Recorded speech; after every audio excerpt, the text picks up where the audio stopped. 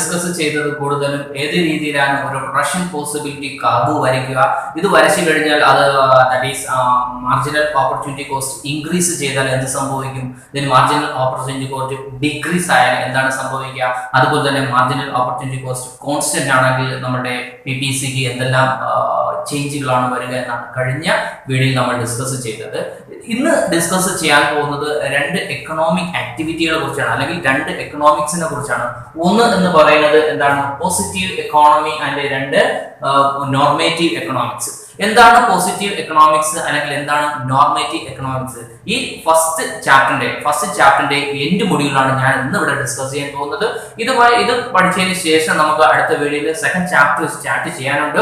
അപ്പോൾ നമുക്ക് ഒരു ഓവറോൾ ഐഡിയ ഉണ്ടായിരിക്കണം എന്തെല്ലാം കാര്യങ്ങളാണ് നമ്മൾ കഴിഞ്ഞ വീഡിയോയിൽ ഡിസ്കസ് ചെയ്തത്. ദാറ്റ് ഈസ് മെയിൻ ആയിട്ട് നമ്മൾ ഡിസ്കസ് ചെയ്തത് എക്കണോമിക്സ് എന്താണ് നമ്മൾ ഡിസ്കസ് ചെയ്തു. എക്കണോമിക്സിൽ ഇമ്പോർട്ടന്റ് ആയിട്ട് കോൺട്രിബ്യൂട്ട് ചെയ്ത വ്യക്തികൾ ആരെല്ലാമാണ്, അവരെ കുറിച്ച് ഒരു ഐഡിയ നമ്മൾ ഉണ്ടാക്കിയായിരുന്നു. Central problem of an economy എന്താണ്, അതിനെക്കുറിച്ച് ഡിസ്കസ് ചെയ്തു. അതുമായി ബന്ധപ്പെട്ട് കുറച്ച് ഇഷ്യൂസ്, അതായത് കുറച്ച് ക്വസ്റ്റ്യൻസ് അവിടെ ഉണ്ടായിരുന്നു. What to produce, how to produce, for whom to produce, ഇതവിടെ നമ്മൾ ഡിസ്കസ് ചെയ്തു. The difference between micro economics and macro economics നമ്മൾ ഈ ചാപ്റ്ററുമായി ബന്ധപ്പെട്ടാണ് ഡിസ്കസ് ചെയ്തത്. ദെൻ അതുപോലെ തന്നെയാണ് വെരി ഇമ്പോർട്ടന്റ് പാർട്ട് എന്ന് പറയുന്നത് അവിടെ എക്കണോമിക് ആക്ടിവിറ്റികൾ ഏതൊക്കെയാണ്, ദാറ്റ് ഈസ് മെയിൻ ആയിട്ടുള്ള എക്കണോമിക് ആക്ടിവിറ്റികൾ ഏതൊക്കെയാണ്, production, consumption and distribution. Then types of എക്കണോമിക്സിനെ കുറിച്ച് ഡിസ്കസ് ചെയ്തു. That is capitalist, mixed, socialist, ഇങ്ങനെ അവിടെ അതുമായി ബന്ധപ്പെട്ട് കുറച്ച് കാര്യങ്ങൾ നമ്മൾ ഡിസ്കസ് ചെയ്തു. ലാസ്റ്റ് അവിടെ ഡിസ്കസ് ചെയ്തത് എന്താണ്, PPC, that is PPF, production possibility frontier എന്താണ്, ഇതിനെ കുറിച്ചാണ് ഡിസ്കസ് ചെയ്തത്. ഇത് നമ്മളുടെ നേരത്തെ പറഞ്ഞതുപോലെ തന്നെയാണ് എൻഡ് മൊഡ്യൂളാണ്. ദാറ്റ് ഈസ് ഫസ്റ്റ് ചാപ്റ്ററിന്റെ എൻഡ് മൊഡ്യൂളാണ്. എന്താണ് നമ്മൾ ഇവിടെ ഡിസ്കസ് ചെയ്യുന്നത്, positive economics and normative economics. എന്താണ് പോസിറ്റീവ് എക്കണോമിക്സ്, എന്താണ് നോർമേറ്റീവ് എക്കണോമിക്സ്? ആ വേർഡ് മീനിങ്ങിൽ തന്നെ നമുക്ക് ക്ലിയർ ആയിട്ട് ഒരു ഐഡിയ കിട്ടും. എന്താണ് പോസിറ്റീവ് മീൻസ്, തിങ്ക് പോസിറ്റീവ് എന്നൊക്കെ നമ്മൾ പറയാറുണ്ട് അല്ലെ. എന്താണ് പോസിറ്റീവ് എന്ന് ചോദിച്ചു കഴിഞ്ഞാൽ ഞാൻ ഇവിടെ പറഞ്ഞിരിക്കുന്നത് ദാറ്റ് ഈസ് എന്താണ് പോസിറ്റീവ് എക്കണോമിക്സ് എന്ന് ഇവിടെ ഡിസ്കസ് ചെയ്യുന്നത്. Positive economics evaluate how different mechanism works.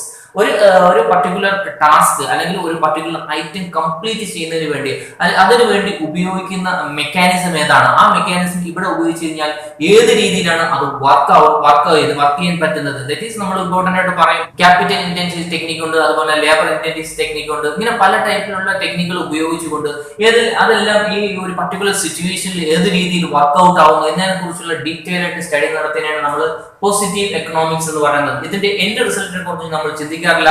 End result എപ്പോഴും ബി പോസിറ്റീവ് എന്ന് പറയും പോലെ നല്ല രീതിയിലായിരിക്കും എന്നുള്ള രീതിയിൽ ഒരു പർട്ടിക്കുലർ ഐറ്റം അല്ലെങ്കിൽ ഒരു പർട്ടിക്കുലർ മെക്കാനിസം ഉപയോഗിച്ചുകൊണ്ട് അതിന്റെ ട്രയൽ ആൻഡ് എററിലൂടെ അതിന്റെ റിസൾട്ടിലൂടെ എത്തിപ്പെടാൻ ശ്രമിക്കുന്നു. ഇതിനെയാണ് നമ്മൾ പോസിറ്റീവ് എക്കണോമിക്സ് എന്ന് അറിയപ്പെടുന്നത്.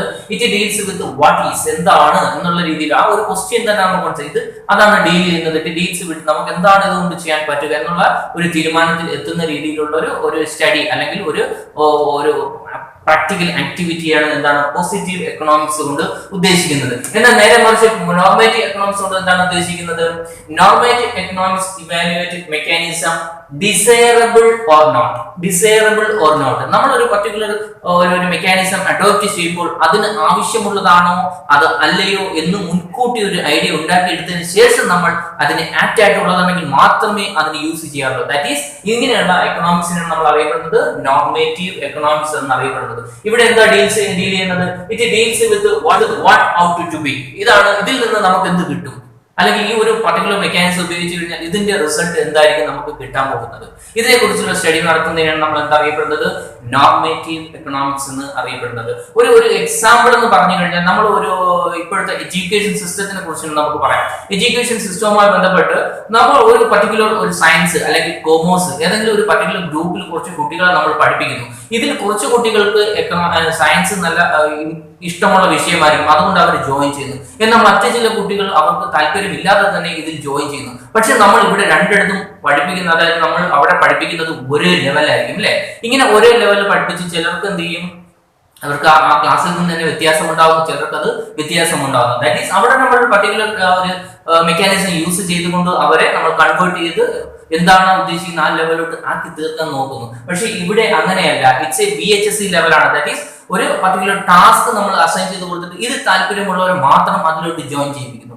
ജോയിൻ ചെയ്യിച്ചതിന് ശേഷം ആ ഒരു പർട്ടിക്കുലർ കാര്യത്തിന് വേണ്ടി അത് ഇന്ന രീതിയിൽ യൂസ് ചെയ്ത് മുന്നോട്ട് കൊണ്ടുപോകുന്നു എന്നുള്ളൊരു പർട്ടിക്കുലർ കൺസെപ്റ്റോട് കൂടി കൊണ്ടുപോകുന്നതിനാണ് നോർമേറ്റീവ് എക്കണോമിക്സ് എന്ന് അറിയപ്പെടുന്നത്. ഇത് രണ്ടും നമുക്ക് പരീക്ഷാ പേപ്പറിൽ ഇമ്പോർട്ടൻസ് ആണ്. അതുകൊണ്ടാണ് ഈ ചാപ്റ്ററിന്റെ എൻഡ് മൊഡ്യൂളായിട്ട് ഇതിനെ കുറിച്ച് ഡിസ്കസ് ചെയ്യുന്നത്. That is positive and normative എക്കണോമിക്സിനെ കുറിച്ച് ഡിസ്കസ് ചെയ്യുന്നത്.